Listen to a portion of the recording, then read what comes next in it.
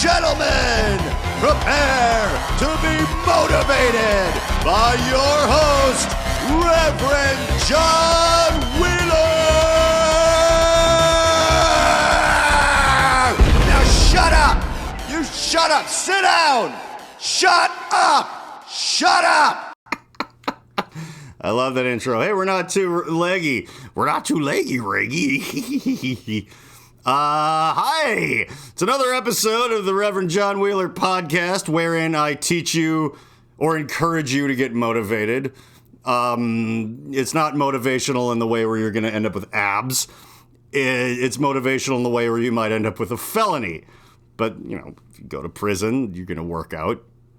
Abs might be a comin'. You don't really know. But I just realized I was talking to someone earlier that it's so much more fun rather than telling someone something's a bad idea, just to gas them up and encourage them. It's like, I don't even quite remember what the example was, but it was something where it was just kind of like, oh, you shouldn't do that. Oh, no, we were watching a reality TV show. It was a thing where people get married to someone they've never met, which sounds like every reality TV show for like 10 years. But it's like they use computers and experts and they match people. They match them to, so it's like they've loved and lost. And some of them are like 36, although some of them are like 24, which is like, yo, play the field a little first. But it's great because all their families are like, are you insane? And yeah, I mean, it's a terrible idea. But I almost forgot myself for a moment. I was yelling at the TV and talking shit. And I was like, hey, this is ridiculous. This is stupid. If I was at that dinner table, I'd be like, no, you know what? That's the old me. The new me would be like, fuck yeah, you don't know how to date. Marry whoever this is right away. Like, get going. And that's basically, if that doesn't sum up what this podcast is, of just someone who's done whatever he wants and faced almost no repercussions without, true. I am a large, clear-spoken white male in America. So it's like, okay, it does go good for me. But I come from zero money and a bunch of other things that generally make it so you can't just do whatever you want and get away with it. I went to like a little college, but not that Ivy League education where I'm just like, the police, I just told them to go away. Do you know who my father is? Yeah, I don't come from that kind of stock. I just come from the how much trouble can I really get in? Turns out if I don't say anything to nobody, not much. And so, remember who you are and where you are and where you came from. If you're watching this and you're like, I'd love to emulate John Wheeler, but I'm not, I don't look like him. I'm not the kind of person that can get away with all that much. But I want you to just know where I'm coming from. And it is of a place of a certain type of privilege, but not the kind that involves money at all. It's just like I have my hair and I can form a complete sentence, which I know is indeed a privilege. But, if you can't do that, maybe don't shoplift too much shit from Walmart. But if you look like me and you can talk like me, you can steal everything from Walmart. And that's the one thing that, Musk, Bezos, Warren Buffett, all those guys have in common. You know where they got their start? Shoplifting from Walmart. They knew how to game the system. They knew divorces are like DWI. You don't have one yet. Well, you have the one DWI. Right. You have the one dweeb. No divorces yet, though. Right. And I'm proud of you. You're a man that knows how to make not being in a relationship work over the long term. There's a goof in there somewhere. I'm sorry. I'm testing out material on you a little. It was weird that getting the DWI really put me on the straight and narrow. Did it, though? Like, what did you change? I got medication. And, oh, that's true. Well, we have the same doctor. I'm taking care of... Which seems... I'm exercising again. Oh, I didn't know that. I'm saving money. What are you saving money on? Booze? Well... that's one thing. Oh, well, yeah. Definitely. Or just on mobile gaming. Oh, that started in December. Okay, yeah, I thought that was before. The Bill used to spend a lot of money on mobile game stuff. Like when it was like, hey, you can buy a bigger dick in the game of fuck everyone to death or whatever it is. And Bill was like, hell yeah. Now Bill's like, I'll grow my own dick over time. Thank you. They were You're saving money. Yeah, there were a lot of Star Trek and Final Fantasy mobile games that I may have spent more than $1,000 a year on. That is so much money. That is so much money. That. But $1,000 a month would be more. So you weren't doing that. Yes, because I don't have that much money. That's true. I love that the only thing stopping you is that you are out of money. Not like this is a bad idea, but it's like, well, the well-run dragon, Pa. I guess Captain Kirk will get my help next month. Save us from the Klingons. Ooh, Alexis's laundry is done. That's exciting. Well, either way, well, I'm proud of you, Bill. You should be more forthright, though, when you're like, I'm getting my life together. I was unaware of a lot of this. I guess it could be that I never stop talking and I don't listen much. But I do. That's fine. We all have to breathe. We all have to take drags off of our fake CBD cigarettes. If you were any different, we wouldn't have a podcast. That's really true. Like, it's funny. I love having moments of doubt with this thing where it's like, John, you signed up to just be like, that thing that apparently, like, no one can do, or maybe a few, like, I don't know, like, my heroes, Bill Burr and Tim Dillon. There's so few listenable podcasts that are just like, this guy's just gonna go. Like, can you wind yourself up into that state? Can you find subjects? But I realize, like, I kind of, I hate open mics, and I'm not a famous comic. So there's not a lot. Like, I'll do the Monday night along with Bill, like, here and there. But I still write down premises as if I'm gonna do comedy. But then, I realize there's a place for those, which is here in the basement of my house, where I don't have to, like, really go anywhere. Like, Bill has to go somewhere to be here, but there's no cover charge. I'll make you a drink or two. It's all good. So, yeah, this is like an hour long, like if a local open micer that's a little funnier than you expected him to be has an hour of your time once a week. That's me. Because I treat this like I'm already famous. That's the funny, I'm just like, oh, it's the Reverend John Wheeler podcast. You know who that is, right? No, you don't. It's not like being Brendan Schaub or Tom Segura or Bert Kreischer or whoever the fuck. Where it's just like, oh, I know that guy. Let's listen to him. It's more like, I don't know that guy, but he's going to do this thing. But at the end of a year, there'll be 52 episodes of this, which is insane. I'm not giving up. No, I'm just going to keep going. And on that, it does give me a reason to make note of all the funny things that I think of. It's like a dream journal, except for my real life is a fever dream that I don't want to say actively involved in, because I'm starting to feel like I don't really even play an active role in my own life anymore. I'm just like, oh, we're going over here now? I guess. Like, just stuff just happens. Like, hey, do you want to fly to California? I'm like, who's paying for it? Not me? Okay. And then I go, and then that happens, and that's not even, that example sounds too fun. I got to think of stupider, more bad examples, but there's plenty. I did that for a few decades, and just kind of let life happen to me, and moved into my older brother's house to pay for some of his rent. Mm-hmm. Then I ran out of money because I quit my job to move over there. Didn't have a job there, and letting life happen to me did not go well for me. So I'm glad it works for you. Yeah, well, I think there's ways to do that. I think there's like, now that you say all that out loud, like when I let the mushroom trips I do kind of dictate what happens a bit, and that's what I was missing. Well, not anymore, because now you're here with me. Someone who's going to accidentally get famous, and you'll end up with a boat, and you'll be like, I don't know what I did. I'm like, it's fine. You were just here when I was doing dumb shit. But I've gone over with Alexis, like mushrooms isn't really like, drag me along, please. It's more like, okay, look, I'm going to sit in the driver's seat, right? And I'm going to floor it, right? But I'm just going to let them steer. And we're going to see what happens. See, I think when you just let life drag you around, you're sleeping at a rest stop, and you're hoping maybe you'll get towed or whatever into somewhere good, and not to like a hillbilly rape shack mechanic shop. That's where it can really go wrong for you. And I do understand that. And I've kind of had slight bouts of that, although I've always been I don't know. My problem's never been apathy in general. It's been apathy towards understanding consequences and things, but like not apathy as far as like every day I wake up and I'm like, what are we gonna do?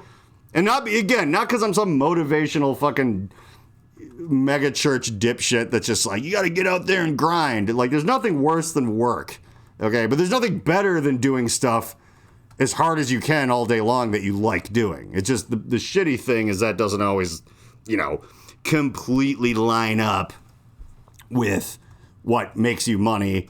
And money in and of itself isn't necessarily any kind of thing that's great, but you want to live indoors and you want to eat. See? When everyone's like, money's not everything, I'm like, yeah, I don't know, food and shelter are, and guess what you need for that? And that's kind of the thing. On that note, I was talking to a friend of mine the other day, and I actually won't give his name because this idea, I don't think that's illegal. It would be entrapment if we were the cops. But we're not the cops, right? We're just like citizens, concerned citizens, perhaps. God, I hope we're not the cops. No, I don't think we're. We're stopping about as much crime as they do by doing nothing. Right. So there is that. I mean, I guess I haven't pulled anyone over for expired tabs and then shot them, but I've returned as many stolen bikes and property as they have in the last year, which is 0. We haven't killed anyone, and we have significantly fewer DWIs. Yeah. So we're doing a great job. Yeah, I haven't harassed anyone about like a license plate light being out. So it's like I'm a good cop. But anyhow. No, this idea, it would be entrapment if we were some sort of law enforcement agency or maybe like MI6, because that's fun, because that's James Bond. That's like the cool kind of government institution you want to be involved in, or maybe working for Area 51, whatever, the fun verment. Not the pay your licensing fees, but the let's rebuild an alien spaceship we found and a bunch of people accidentally die, but it's in the name of a lot of fun. But no. So a friend of mine used to be a roommate. Bill will know who he is. Long-haired fellow, younger guy. Talk to him occasionally. Occasionally has some wild ideas. And I like that I have, I'm an old man. He's a man who's like, I think he's younger than Alexa. I think he's like he's like 27. But I'm a man of like, maybe 28. I don't know. Okay. Not that old. And, I'm like 41. So I try to be a mentor when I can, and I'm proud of him that he comes up with ideas like this. And I feel like I had maybe a small something to do with that, perhaps. He was around me a lot for a couple years there. He also he helped the band I was in by doing lights on the road and shit, and finding me drugs, which was the more important job. Shouts out to remain nameless. But he was like, I would love to be able to go, like this would be his business idea, right? He was like, I would love to be able to go and get jobs at places that are notoriously bad at like labor laws and fuck people over or whatever, and then just sit there suing them. And like, that's what I do. Because he's the kind of guy, and God bless him, like there might be money in that eventually. It ain't easy. But it can be done because these would be like really predatory places where it's like some sad single mother of 3 is working there in exchange for like scratch off tickets or whatever, and it's like, so they're not used to getting sued, right? They're not. They know they could get sued, but they know that like Michael Eisner from Disney ain't who's getting a job there. Like that's not gonna happen. It's the kind of people who ain't suing nobody, and you can kind of scare them away from stuff. Well, my friend, is the kind of guy that not only loves the concept of suing a job, like we're both big anti-work people, and I'll get into that in a second, because I do love moving and shaking and working on stuff, okay? But like wasting my life making someone else rich so I can barely afford food is like, not cool. Surprise, surprise, those are actually 2 different things. Don't let anyone ever tell you that they're the same thing. Like, you're lazy. I'm like, I just don't want to work for you. But all my crazy ideas aren't as monetizable. Well, I mean, whoever is saying this, because mine kind of are starting to be. And my friend's is too, a little. So he was like, I need a surrogate, basically, because the amount of paperwork and everything. Because you can't sue a job for being a shitty job unless you actually work there.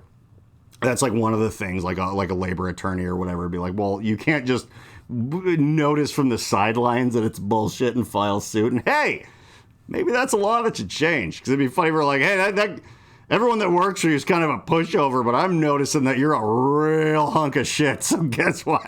I was going to go ahead and sue you on their behalf. Or maybe you could, I don't know, maybe there's just no one's ever really tried to formulate a business like that. Maybe that would be fun. Maybe that's something to think about. Anyhow, so he was like, I'm doing such a good job of not accidentally saying his name. So he was like, you, John, like you could do it. Like you could work there. It would be like my job just to like 10 hours a day. I like doing this, man. I like doing paperwork. He's one of those dudes. It's kind of fun. He's a bit of a music guy. He's a bit of a fun guy, but he's kind of a weird, unlike me, he loves doing math and paperwork and shit. Oh, paperwork's my kryptonite. Mine too. And it's like I will, but I absolutely fucking hate it. But he's just kind of like, nope, it like what we're working towards is a good thing, which is what would keep me going. But he was like, okay, but I like the process too. Like he's like, it keeps me going that we're going to stick it to the man. That's great. But the process of filing paperwork and all this shit. So he asked me, it's like, would I be willing to go take jobs at places that are notoriously shitty to their employees and just rat them the fuck out to him while he sues them, and then like I keep whatever bullshit money I make working there and a big fat juicy chunk of all the lawsuits that he cooks up. And he would have to, he'd need a little seed money, not from me or whatever, but like, he would just sit there being like, I just handle this all day, every day. I like doing it and I will do it. And there's a lot of work. And I'm like, yeah, that's totally cool because I sort of love this idea, right? Like I love the idea of doing this, but again, I'm not a big let's sit there doing paperwork guy. Although a warning to everyone out there who's like, John's not a big paperwork guy, maybe let's take advantage of him. I'm telling a story about a very close friend who really likes this kind of thing. So I'm just like, I want to sue people, but I'm a little too busy. He's like, I ain't got shit going on. I'm like, problem solved. You're fucked. Unless you have like way more money than I do. And maybe you do. Although surprisingly, maybe you don't. Anyway, whoever you are, fuck you. But if you're listening to this podcast, I'm trying to gas you up to go out there and not play by the rules, which you should never, ever, ever do. They're made by people. You know who came up with the phrase "cheaters never prosper"? Cheaters and people who don't want you cheating and figuring out that it's like, hey, these rules are kind of set against me and for you, and it's like, yeah, and you better obey them. What happens if I don't? Well, that's not cool. And it's like, I think I'm just going to fuck you over. But, I think Siggy Wiggy's done here. Here's the thing about this that we're going to talk about, though. It is, that was all a preamble to just, like, getting to the point whatsoever. And it is that I would be, as he knows and pointed out, and that's why we were talking about this, I'm pretty good at getting jobs. I haven't had a real job where I haven't been sort of a weird freelance guy or contractor in a long, long time. But I have a lot of friends in the corporate world, and I think I could pull it off. And I'm absolutely covered in tattoos, but the only ones you can see when I'm wearing a suit are the ones on my hands. And I don't think anyone cares about that. I could put makeup on them. I mean, I am a liar and a fraud. I am prepared to pull subterfuge that your average HR person is not ready to deal with. But the only issue in this plan is I would have to play it really straight. Like myself. Like I'd have to go in there every day. I'd have to like report on them, but I couldn't do.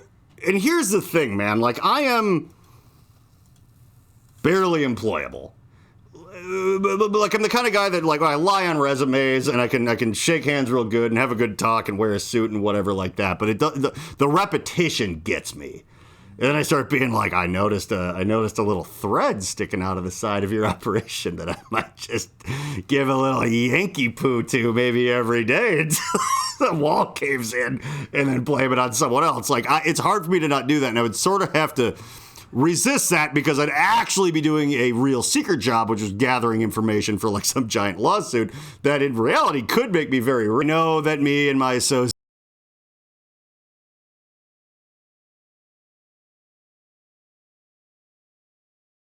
are entrapping this company with labor lawsuits and things. But maybe while we do that, I get one of those pair of glasses that have like cameras in them that at this point are pretty high def and they're not even expensive anymore. And I sit there doing everything wrong and indoctrinating my fellow employees. So I wouldn't be in charge, although I have a bad habit of becoming in charge of things just by, I don't know, speaking, again, loudly in incomplete sentences. It's weird. It's like, oh, you're the manager now. I'm like, I don't want to manage things. Like, oh, you get 50 cents more. I'm like,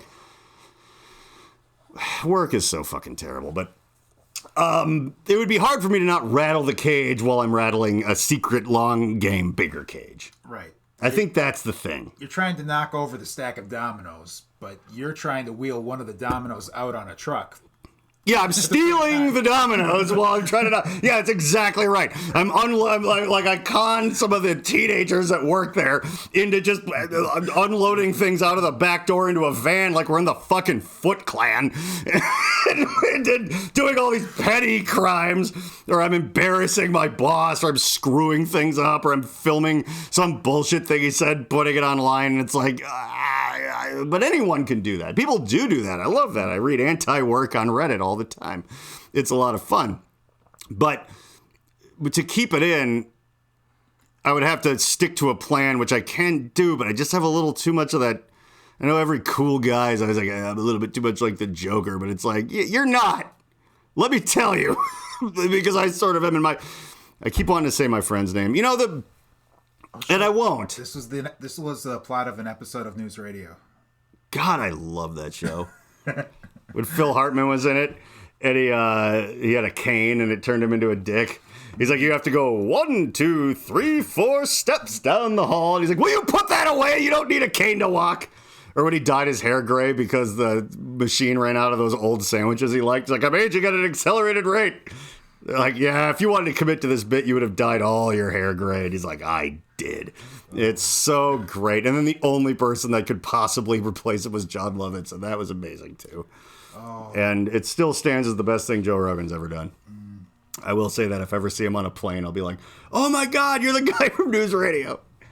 But that won't even be me getting his goat, which I don't think can be gotten as he's a 100 billionaire, but I'll be being honest. Like, I'll be being very, like, emotionally legitimate, where I'm like, dude, I fucking love News Radio. Dave Foley. God, everyone in it was so good. And yeah, of course, it was one of those shows that if it were to come out now on, like, Netflix, it would be everyone's favorite thing. But it'd be, you know, it's like the opposite thing of, like, the Cleveland show, where if that would have come out in 2001, it would have been, like, the funniest thing in the world. But it came out just, like, a little too late. We already have all these crazy things, and it just kind of comes off as, like, a watered-down version of Family Guy or American Dad or whatever, and you're like, yeah, it's all right. But if it was like the only thing back then competing with The Simpsons, people would be like, this is pretty fucking funny, because I watched it and it absolutely was. But anyhow, what the fuck was I talking about? Oh yeah, well, I didn't want to rat out. Well, hang on, I'll get back to the thing, but I didn't want. I had a random thought while we were talking and while we were interrupting myself, awesome. As I do. No, I think that, like, I keep not wanting to say my friend's name, and it just gave me this funny thought, is that, like, I think we should dox everyone. Like, I think the internet would be better if, and the point is, because I thought about myself and I thought about the things that I do, but it's like, I think the internet, if you make a comment or a video or you do anything, and your name and address and everything, like, shows up next to it, things would be different. And I would not do things differently. I'd be like, yeah, here. Oh, I'm like fucking spitting on your computer. I'm sorry. Like, I don't give a fuck. Like, yeah. It's unfair that, like, I wouldn't just dox myself right now. I don't want you showing up here. Although I pretty much, again, freelance work from home and have, like, AK-47s and stuff, so I don't recommend it. But, like, yeah, like, I don't want to, I wouldn't just outwardly say where I live, but if everyone had to, and it was just like a known thing, I'd be like, yeah, go ahead. Like, yeah, I'll still talk a bunch of shit on the internet, and it's like, I know who you are, you know who I am, but you're not going to do it. It would turn everything back into, like, real life, almost. You'd be like, you know, how people, like, talk shit to me, and I'd be like, well, I'm not really concerned about what you're going to do, and it's, you know, either it's because I actually think you're not going to do it. It doesn't, maybe I'm a jujitsu master, it doesn't matter if you do it. Or maybe I'm like a crazy, stupid idiot that doesn't understand consequences, so no matter what you do, I'm just not concerned anyway. Now, none of those are great for you except for the first one. But the problem is that all three of them are true. You're not going to do shit. If you do shit, you're in trouble, and I'm also a problematic moron that just does things. And whatever. But so if everyone was on the internet, then, yeah, you know, people would have to be like, here's my opinion. Be like, you sure you want to say that? Like, I don't know, but I would. Right. Everyone has too much confidence that they don't deserve, and I'm here to motivate you to have real confidence. I want you to be the kind of person that in a world where your name and address and like a picture of you shows up next to anything you put on the internet, even if you watch something else. It's like, where did these 300 views come from? Well, here they all are. You know, so you just be like, are you good with that? Are you good with what you're paying attention to and getting into or whatever? Because I would be. Are you? And I think that would change the dynamic of things in a way that'd be like really fun. But I want our listeners to be the kind of people that are like, yeah, go ahead and put my name out there. I'll fucking still do the same thing, because that is confidence, motivation, and somehow or another, that is what this podcast is apparently about, according to me when I got drunk a few weeks ago. So, yeah, Bill, you were going to say something, I think. I'm gonna keep you on topic because I can't keep myself. Okay, that's completely fair. Yeah, there was a concern that I had with with whoever's plan, and so good. You're doing so well. Okay, but let's be honest. How long have this been going on? 28 almost a half hour. minutes. Yeah. And I didn't give a last name. Nobody knows who this is except for him, because he's like, oh yeah, that was my plan. And he's not going to listen to this. And if he does, well, no, if he does, he'll get real paranoid. He's like, you almost said 2 of the 3 letters of my first name out loud, and not my last name, but everyone's gonna know, because I have a weird delusional thing where I think a lot of people know who I am and they don't. And that's fine. I do too. I understand. But except for I actually do. But yeah. No, nobody's gonna catch that. I mean, I'm not gonna edit this for sure. That's never ever gonna happen. But anyway, I guess my point was we'll just out him right now. His name is Bender Rodriguez. Yeah, Bending Rodriguez. That's his middle name. Oh, you've put his full name out there. Yeah, a lot of his parts were assembled in Mexico, but he also, I think, doesn't exist yet. So you'll have to live to like a good 900 and some years old to even catch him being manufactured as a baby. And as someone very wise once famously said, when 900 years old you become, look so good, you will not. So you'll be in no position to go and, leave a flaming bag of dog poop on America's favorite future robot's doorstep. Bending Rodriguez. I think in the year 3000, he's 3 years old. Yeah, you'd have to get, like, if you were born even right now, you'd have to get, mighty old. But if you take enough supplements, which we should really start hawking on this thing, because I think upwards of 9 people listen to these episodes. So, I mean, that's people that maybe need... if you want us to sell your supplements, reach out. Oh, yeah. Maybe I was just thinking of making them myself in a bathtub. But Oh, yeah. But you know what, Bill? That's good thinking, because you know what the important thing about being, like, motivated and confident and a man of the world are? Listening to other people and going, hey... You don't have time to make your own brain function and longevity supplements in your own bathtub. Also, you have only one bathtub in your home, because it's like a 1.5 bath, because the upstairs, though there is a bidet, that doesn't count as a shower, though I count it as a shower quite often. There's only one tub, okay? So if I'm making supplements and then I feel a little dirty, I mean, I can't split my time up like that. So, right. Right. You can make supplements or you can make gin. You got to decide. I know, and I can't upset my bathtub gin. There are Kentucky Colonels that need their mint juleps that are pounding on my door day and night. Ooh, speaking of which, time for a little bit more sake. We're making sake martinis, but now I'm just going to drink. They're called Nagasaki martinis because they're nuclear. And you'd be like, that's in poor taste. But when World War III happens in a couple weeks, it'll be like, we'll let it slide. All right, so... Like a bomb off the back of a... At the back of the I'm on a roll gay. Yeah. Okay, let's refocus here a little bit. I wanted to talk about the ins and outs of this plan that my friend, who remains nameless, who is also a robot, had. which was, basically I'm the sacrificial lamb to go take a bunch of jobs at notoriously shitty workplace violation type jobs, report back to him or her. Let's really throw him off. Maybe it's a lady. You don't know. You made that assumption, except for I think I said him about 58 times earlier. Well, yeah. But what are you going to do? Rewind a podcast in the car? That's dangerous and you're going to cause an accident. You don't want that on your conscience. So who knows who that is? Maybe it was a young lady who wanted to really stick it to the system, and you know what? God bless her. Well, no, Bender changes his gender in order. Right, he was the gender bender when he was wrestling. And the Olympics. For the Olympics, he changed his gender. That's right. Yes. Yeah, he was the gender bender later in the episode where he was wrestling, though. And I like that one because they were like, he was mad or they were yelling at him because his merchandising products weren't selling. And he's like, I asked for sandalwood. Or no, he asked for something else besides sandalwood, and he's like, you could have moved sandalwood back when you started. Really gave the children and man-children and a view into how corporate America works.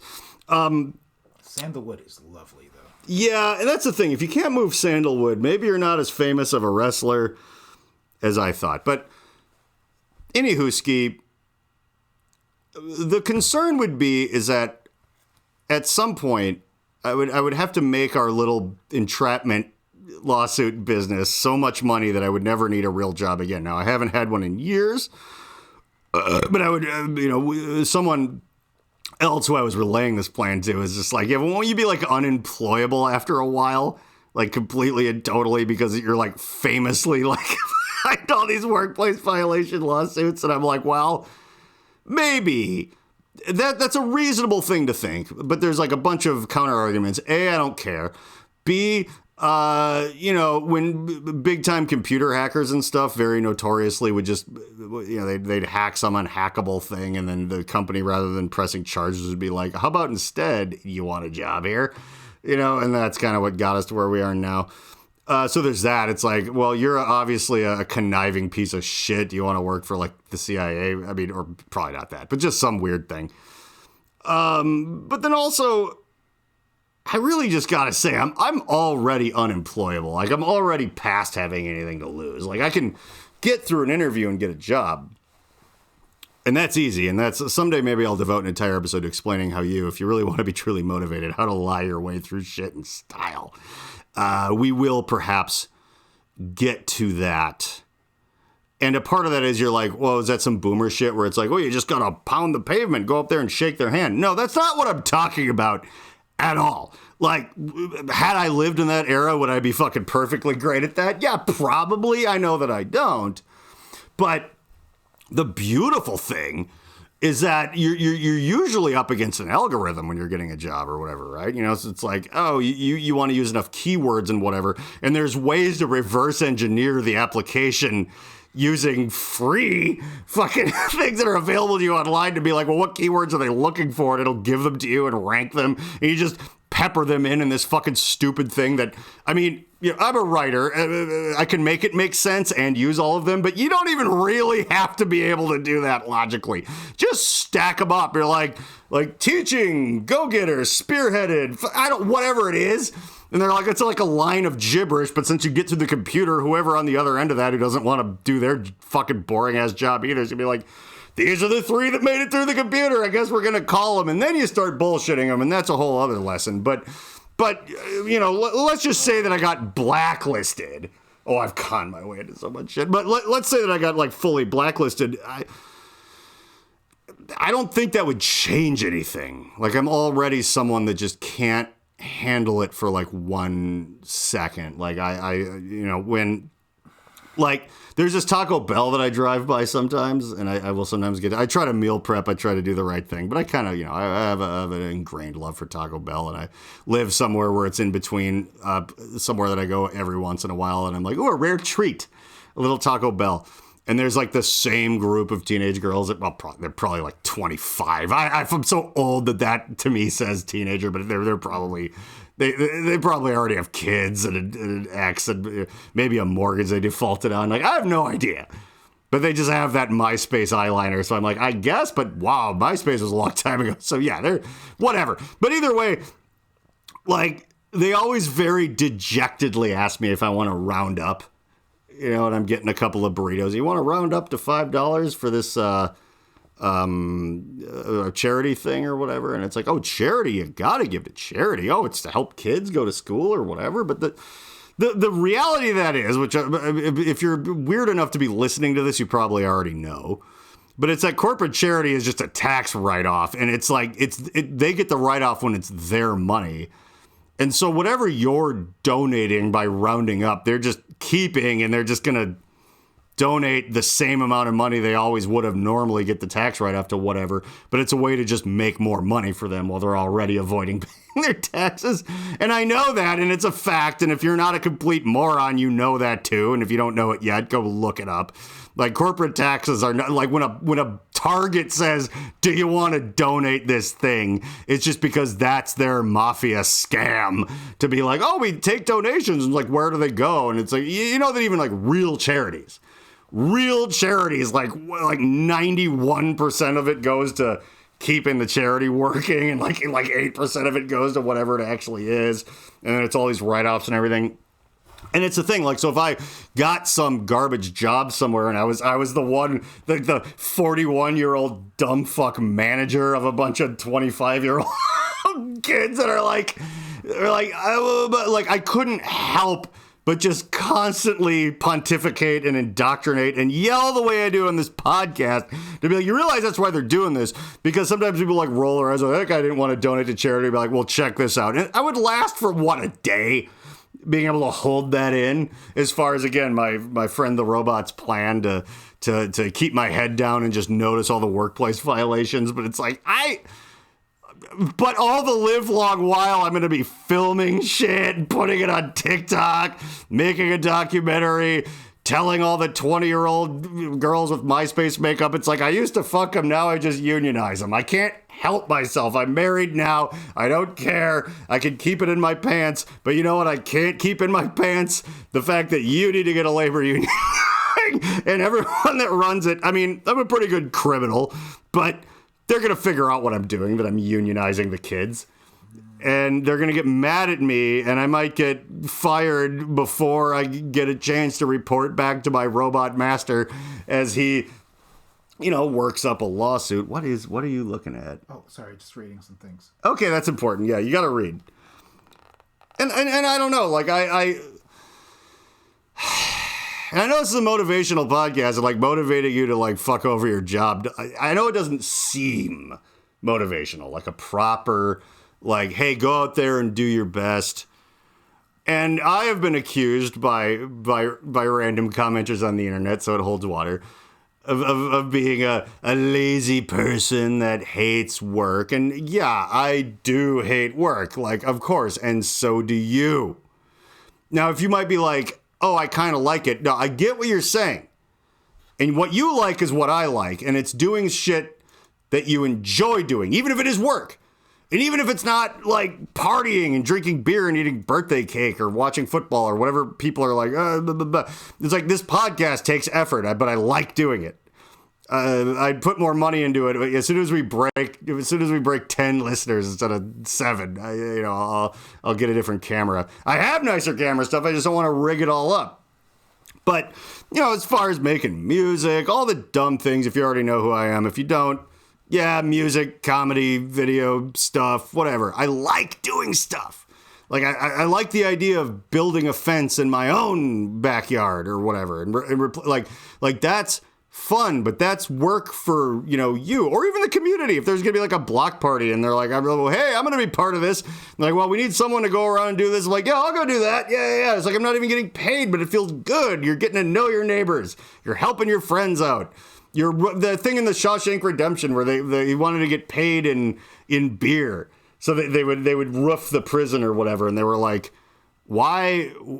Just so you can get drunk? A couple beers a guy is not that much. He's like, no, it's just so it feels like working on a home owner project with your friends. We don't feel like we're in jail. We feel like fun neighbors that are doing a roofing thing together and having a couple Miller High Lifes. Like, it just made it feel like that's what you're doing, because that's what actually feels good, is work like that. And, we were genetically wired up until very recently, which means nothing's changed yet, that that, work within your community or for your own purposes is loads of fun. And then when people are like, oh, people don't want to work. It's like, yeah, I don't really want to like ring people up at a cash register who fucking spit in my face all day for not enough money to afford that video game I really want and I can barely eat. It's like, yeah, you can't tell the difference between me and my friends are restoring an old car versus I'm ringing up a bunch of fat white ladies that are swearing at me all day and I don't have anything to show for it. It's like, you're like, oh, that's just the exact same.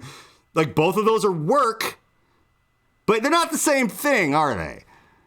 And I want to make that clear. And I mean, if you've made it a half hour into this nightmare, you're probably already on the same page with me. And I get that, or 40 minutes, Jesus.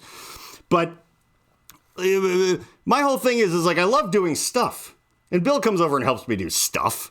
Stuff is fun. But yeah, and when Alexis is like, I want to do a podcast, I'll be like, I'll help produce it. I won't even be on it. It'll have nothing to do with me. Like, I'll help you come up with like, okay, here's enough material that fills an hour. I would say cut this out, leave this in. I'll set up the lights. And it's like, yeah, it's my wife, but it feels good. It's not an annoying chore. It's like, oh, my wife wants to do a podcast. I'm like, oh boy, I'm useful. It does feel good. And I guess like I've got a little bit more serious than I intended to on this, but I mean, it's an important thing to remember that good feeling of a job well done and accomplishment, they try to co-opt that and they try to turn it into working at like Best Buy. And it ain't the same thing. They're like, well, how come you don't feel like this job is a family or whatever? It's like, because it isn't. I'm only here for money. You required that I lied in the interview to be like, I just really care about VCRs. Whatever. God, I'm old. God, I don't really care about whatever they... Does Best Buy even exist? I don't care. Look, but that's not... Like, yes, work does feel good, and you should be, like, accountable to the kind of job you did, but it shouldn't be for some thing that's giving you this... What should be illegal minimum wage so some fucking dickhead could buy extra jet skis. Like, that's... doesn't feel good, and don't let anyone get it twisted. But what I really don't want is for people to go, so I hate doing anything. I'm just going to sit around and play Animal Crossing forever. And I mean, like, if that's what you want to do, God bless you. But don't let the fact that someone has sort of soured the idea of work for you make you not want to do your own work or work within your community or your group of friends or for yourself or whatever it is. Like, you don't need to be grinding for someone else's dime. If you're like, I'm going to build like a neighborhood garden. It's like, that feels great. You should do that. You should don't not do that just because you're like, I'm so sick of having to do stuff. It's like, yeah, but some stuff's better than other stuff. And your effort is worth it. And that, for once, this was almost a real motivational podcast before I get down to the next bullet point where it's all going to fall apart very badly. All right. You want me to throw some more motivation on top of that? Mm-hmm. It's like when cleaning is a punishment for children, adults will never do it. That's true. Because I actually like cleaning my house because it's my house. Right. I honestly like, and it's not like I look forward to it. Like, don't get it screwed up because if you're a little apprehensive, I understand why. But I like doing it once I've started, if that makes sense. Like, when I'm like, all right, we're gonna move this. Like, I'm like, all right, let's get this all out of here. And you do feel good afterward. It's like taking a giant shit where you had a little bit of a stomach ache and you were kind of tired, and you just take this huge shit, and afterwards you're like for 2 hours later, you're still thinking about how great that was. That same feeling I will marry to cleaning one's own space, where you're like, God, it feels good that there's room in here again. I could eat that burrito or set up that bookshelf, depending on whether it's your colon or your living room, whatever it is.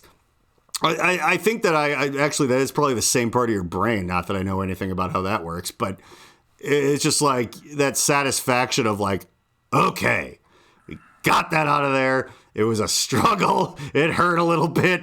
It smelled bad, but we cleaned the basement. When you said we were going to do a motivational podcast, I was immediately like, I think this will work just because of how your analogies are so unlike anything anyone else says. And you like, cannot spell an analogy without anal, so think about that. I'm going to smoke this butt. Yeah. Should I do that? I'm going to. No one's going to stop me. Yeah. But yeah, no, Bill, you absolutely have a point. And yeah, that's kind of what I was saying. It's like, I don't want... corporatism and everything, if there's any younger people listening to this, be like, like nihilism's a blast and all, but it kind of only works if everything around you is already working good. Same thing with anarchy, all that other stuff. It's like, yeah, you can rattle the cage when someone else built the cage. But it's important to remember that sometimes it feels good to just build something. And you might go like, yeah, I've been going to school forever, and I got all these shitty like grocery store part-time jobs or warehouse jobs, and it's like, work fucking sucks. Just don't forget that it's like if you and your friend, like, think about like setting up for a party, how much work that is and how much fun it is. I don't know if anyone parties anymore. It's like, I got the card table set up. We got you set up. I'm trying to speak to younger people. You get the beer pong cups set up, like you do all that stuff, and you're like, it's a bunch of bullshit. You got to go get things. You got to go organize stuff. It's like, this speaker wasn't working. It's like, I got mine. I'll bring it over. It's like, whatever. Like all of that. It's like, maybe you think that feels good just because the goal is a party, but the thing that you sometimes forget is it just feels good while you're doing it because you're doing it. And that's helped me a lot. That's helped me be a better, like, I know this isn't something that, again, I'm an old man and I've been around and I come from fucking absolutely no real advantages other than just being like a white guy in America, which I know is a thing. But other than that, yeah, just like, well, have fun out there. But I'm an okay homeowner because I appreciate, it's like, I gotta go mow the lawn and pick up all the sticks and put them in. It's like, it's just kind of fun. It is. You get older and you're like, you look at that freshly mowed lawn like you're Hank Hill, and it just feels kind of good. And it's like, if you're renting somewhere or if it's your parents' place, like, no, of course it doesn't feel as good. It really just doesn't. There's something about, and the goofballs at the top of this nightmarish House of Cards economy are in for a rude awakening too, because I think, as they're trying to push it, the entire, like, everyone's buying, like, these companies are buying up all the property and they're trying to turn this into this like rental economy everywhere. The thing where the bottom falls out because no one gives a fuck anymore will speed up if you can't go, well, at least this is mine, I'm going to take care of it. Like, if that goes away, it doesn't bode well for them, because if everyone, like, think about it, if you're an older person watching this, if you have like a dumpy rental house in a neighborhood of all people that own homes, for example, it tends to be like people are always like, God damn it, it's always such a disaster, and they don't care, because it's like the guy that's making money off it doesn't give a fuck. And then, of course, like, the people whose heat doesn't work half the time because he won't send anyone over to fix it don't give a fuck either, so the grass is like up to your armpits, and like, do you imagine if everything was that everywhere and they're like, everybody wake up, join the army, go to work and try hard, and be like, fuck you. Like, the same exciting country full of individualist, gun-toting lunatics that don't take no for an answer and don't take bullshit sitting down will kind of get turned in a direction that I imagine that people who make money off of this whole scam would be a little bit concerned about. Just be like, hey, We've all decided we don't give a fuck, and then you're going to be like, oh, we're China now. It's like, well, do as you're told. I'm like, dude, people don't do. They're like, put a piece of cloth over your mouth so no one gets sick, and like half the country's like, fuck you! So it's like, can you imagine if they're like, hey, I know you're all renting and not making enough money, but can you mow the lawn? And be like, eat shit, fucko. Like, that genie does not go back in the bottle. And, that'll be fun. It'll be fun when they're like, and now we have total control.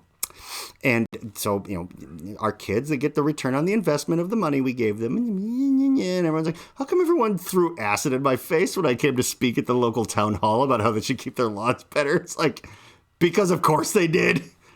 I was there. Like, I'll be 90 and be like, you fucking guy. Like, I'll still be gassing up the fucking 19-year-olds. Like, I'll be like in the Chronicles of Indiana Jones when he has like an eye patch and there's like a kid, that TV series. That'll be me. That's be like, oh, but old man Wheeler is watching. I'd be like, I could give him one for me, would you? Like, oh, old man Wheeler's cool. That's probably why he sells us meth. I'm like, I learned how to make it. Yeah, it'll be. And then the youth will become my army because meth really helps you build a Reich. Anyhow, we'll get into that. There's a method to that. There's a method to that madness. There's an odd method to that madness. Yeah. I just, Oh, Talking about all that corporate stuff made me look up the Ferengi rules of acquisition. Oh, Ferengis. For all you don't know, did they appear before Star Trek Deep Space Nine? Did they appear in Star Trek Generation? Did TNG, they? Okay. But they were like really poorly written. And what's his name? Quark? I can't remember his... Yes, but I was thinking of the actor's name. Oh. Something Sherman. Okay. His first name. But he's like, I feel really responsible for like screwing up the entrance to the Ferengis because he was in the first episode where they featured the Ferengi. Yeah, but the Next Generation was fraught with little things here and there. People forget how shoestring and the first season, but even the other ones, I'm like, it grew and it became stable, but it was like not a guaranteed thing that we're like, oh, this is going to be cinematic history. It's like, that was some Wright brothers plain ass shit when they were making that show for a decent amount of its existence. So I don't think that he should take too much of the negative credit for that. He fixed it in DS9. He more than made up for it. Because to the point whereas I watched all of, as a kid on TV, Next Generation, and had to ask you, did they first show up in that? Because I didn't remember. But I 1,000,000% remembered from Deep Space Nine, which again was still in those days of get home from school and watch TV. Like I still have never typed Deep Space Nine into a Netflix or whatever it's on thing. I have like all the things, but I've never been like, oh, I'm going to watch this. Like I literally just saw all of them from watching TV back in the day. And I remember the Ferengi from that. And they seemed very, they were very dynamic, an interesting character in their own right, and I like didn't remember them from before that because they probably weren't written so well. They are every stage of capitalism. Oh, I know. Whenever you talk about like a company, we treat our employees like a family, and then there's this one. It doesn't have a number, but it's exploitation begins at home. Is one of the rules of acquisition. Oh, I'm sure the Ferengi rules are exact. Like if you wanted to be. See that? Okay, that's a good. Before the hour's over, I'm gonna not even get to the last two things I was talking about. But I wanted to talk about how the reason I've become such a contrarian lately, right? The reason and I said this in the first podcast, and I've said this to you, and I think I've said this to people online and stuff, where instead of going like. Like if I was at an open mic and someone was like, start spouting QAnon conspiracies, or would have been a point even a couple years ago, I'd be like, hey, boo, shut up, whatever. Now I'd just be like pulls up my flash, being like, fuck yeah, you tell them. And it's like, I don't agree with any of that shit, but I want to just gas them up because I feel like redlining the engine on a poorly put together vehicle is a better way to blow it up than it is, and this is a deep thought for this, and I have been drinking a little, but where if someone was like, oh, I like this political figure, right, and I knew everything that was wrong with that guy, right, and I'd be like, well, he does this, and he does this, and he does this, and they'd be like, oh, I don't think so, I think it's the other guy that does that, that gets you fucking nowhere, right? So, my thought was to be like, oh, I really look up to that guy, I like what that guy does, and it's like, well, did you vote for him? And be like, well, no. What? Well, I did. I'm like, oh, well, hang on. I like him and didn't vote for him for the exact reason that you did vote for him. But I don't like him for the same reason that you like him. So to clarify that, although I'll have to write that down probably, it's like I love a good con artist. I love a good fraud. I love someone that can get someone to do what they want. It's beautiful. I don't want them to win. They're only going to do stuff that's going to hurt me and people eventually. But it's like, would I love to be able to do that thing? And you like him because all that shit that I think is so amazing that it works on idiots worked on you. But you don't say that because, again, you kind of lose them there. So you got to do it like a slow burn. We're like, oh, I love how he does this and he does this. And they're like, what? He doesn't really do that. I'm like, yeah, he does. That's how that works. It's what got you on board. He's fucking great at fooling people. And I mean, nothing personal, but yeah, it's like, well, he's not really going to do this, that, or the other. And he said he was going to, and a bunch of people believed him. A bunch of fucking idiots. I admire that. And then be like, it's like, it's a little bit more fun for me, at least. I might be full of shit. I might be wrong where that's effective on anything at all. Well, I should walk that back and say, okay, maybe that doesn't change anyone's mind. But you know what? It makes it fun for me. But your odds of changing someone's mind by sowing the seeds of doubt, by pretending that you like whatever awful thing that they like, and then espousing at aggrandizing the reasons why. Like, oh, I love how he just fools people. He made all this money. But, oh, no, he's going to fix all this. Well, no, yeah, he told people that, and that's how he made all this money. And he made all this money. And you want money? Money? You're a capitalist, right? Well, hell yeah. Well, yeah, me too. And yeah, I appreciate it. He just got people to donate all this stuff to this thing that was like a giant lie. And it's like, it's a kind of a believable lie, depending on who you are. And it's like, I would do that if I was in that position. It's fucking awesome. I love that guy. He sold T-shirts to people that he was fucking ripping off, and it's like he's like, USA, and they're made in China. It's like, God, that's brilliant. And just having them be like, look, I don't think, it's like, no, I love him too.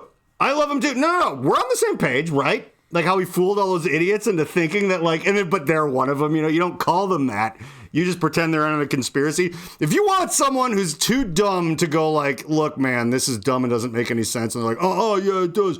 If you want to keep someone that stupid up at night, just get on the same page with them. Tell them how much you love the huckster that they worship, but tell them that it's because you just appreciate their game. And it's so good. And that is so unnerving that it doesn't matter what happens after that. Maybe they shut it out. Maybe they kill themselves. Maybe they come around to your side. You know what? Makes no difference to me. And that's the fun. Oh. But positivity, people are like, I can't be positive if everything's so negative. I'm like, no. You don't know how to be positive in a way that's evil yet. That's your problem. And I'll tell you, baby, you keep hitting like and subscribe on this podcast. You keep watching it on YouTube because, when you listen to it, that's good. And I want you to listen to it. But when you watch it, every once in a while I say something, but every once in a while I say something and I give a little wink along with it, and then you'll really know the deal. And that's what I want for you. I want you to be in on the scam. I want you to be in on the gamble. The fix is in, and you don't want to be anyone other than the house when the fix is in. All right? You want a job at that crooked casino. And when people are like, is this casino crooked? You got to be like, well, no, sir. This casino pays out a bunch, and they'll just believe you. And when they lose, you're like, oh, I feel really bad for you. I'm your friend, but you work for the casino, and you made money, and it's all good. It's a good thing to be an evil psychopath, because here's the other thing. Nobody that goes to a prosperity church, nobody that comes from millionaire parents that went to a private school is listening to this, okay? If you're listening to this, you have to be a piece of shit. Just because if you like what I have to say. I mean, look how I'm dressed. You have to be like, that guy is a grade A piece of shit. And if you're someone who loves the status quo, if keeping your head down and doing what daddy says gets you a summer home with jet skis, you're not listening to this, so I know who I'm talking to. And I'm talking to the exact kind of people that need to stop trying to fight evil with good. Fight it with love, but a love of chicanery and devilry and all of those beautiful things that people put a negative spin on because they don't want you to get ahead in this world because that means there's going to be less for them. But fuck them is my point. And I'm so proud that I wrote down about 7 things on this piece of paper, and I talked about 1.5 of them. And that's the beauty of this podcast. Where are we at? It's not quite 60 minutes yet. 2 minutes left. All right. So, if I have anything in closing, well, maybe I'll give you a little teaser for the next episode. Because the biggest thing I wrote down was this. And it had to do with work, and it had to do with falling for shit, and people who were like, don't have your best interests in mind or whatever. This will be the Mother's Day special. But not this one, but the next one we do will come out on Monday, right? That'll be the Mother's Day special, and I get along. My parents are fun. You've met them more than once, maybe once. No, at least twice, maybe 4 times. Okay, yeah, Bill's been over. Bill lives like down the street from my parents. I've been over there 2 or 3 times. Went out to dinner with them. And that's right. We went to the Muddy Cow. And I've also... God, I love the Muddy Cow. We live in Minnesota. And I've also just kind of like met them over here once. So... Oh, you were over here. Oh, yeah, that's right. Okay. 4 or 5 times. Yeah. So my parents are lots of fun, okay? I make fun of their generation. So I do want to make the separation, and I'll make it again on the next episode. The Mother's Day episode will be the boomer episode. And it is going to be about how every boomer convention kills you. It'll be about how they're like, eat your Campbell chicken soup. You drink your fucking orange juice when you're sick. It's 90% sugar. You'll feel better. Like, oh, you don't need to sleep. You just need to work. And that gives you early onset Alzheimer's. Like every single thing. They might as well have been like painting lead walls with radium and going, here, lick this. It'll make you smart. Like, and it'll make you live for a long time. And it's so amazing living or where they're like, weed is bad. And it's like medicine now that they take. My folks will take edibles and stuff, but they've always been kind of cool, so they're not the best example of this. But the Mother's Day episode will be like how if you're my age, your mom was like, if you smoke weed, you're going to die. Marijuana, you're going to fucking die. It's going to kill you. It's going to turn you gay. And if you were gay, you were already gay when you were born. That's stupid. It'll give you the confidence to be even gayer, which is important, goddammit, because this is a motivational podcast. But they're like, oh, the weed. Blah, blah, blah, blah. And weed's just medicine now that they're probably getting for their like stage 4 pancreatic cancer, and they're like, it's the only thing that's helping me, and it's like just weird poetic justice. Yeah, I could go off about that for probably more than an hour. I was gonna go off about it for this hour, and then I didn't, because you gotta roll with the punches. You gotta just, whatever happens. You gotta, and that's part of being motivated. If you have too much of a plan. Do I look like a guy with a plan? Like, if you have too much of a plan and it goes wrong, you got to be able to work on the fly. And that's the thing. And that's what we do here. But you know what? Okay, I'll tell you what. I will only write down one thing. I will cross off everything on this piece of paper being held down by my gun. That we will only talk about boomer conventions that make you sick and kill you. That even they've gone back on, and it's not their fault. It's propaganda and it's advertising and everything that I'm good at doing. Artists make the best propagandists, as they said in the first season of Mad Men. That this took place in 1960. This advertising company has more failed artists than the Third Reich, and there's some weird truth that echoes to that, and I kind of get it. But yeah, you know what we're gonna do? We're going to go ahead and go over that for Mother's Day, because your mother's probably a boomer and it needs to be discussed. Bill, if you'll push the outro button for me, please. My mother's not, but my father is. The Reverend John Wheeler podcast takes zero responsibility for the words, actions, or ideas of its host, guests, or listeners. Though the people on the screen may at times be speaking directly to you and may occasionally give you direct calls to action, neither Reverend John nor the Alchemical Cocktail Lounge are under any moral or legal obligation to answer for the potentially disastrous repercussions that may arise if you are stupid enough to actually follow the orders of a raving lunatic. Think for yourself and do whatever you want, because you're on your own. If anyone ever tries to sue this podcast, black SUVs will converge on your location in the darkness of night and you will never be seen again. Remember to like and subscribe.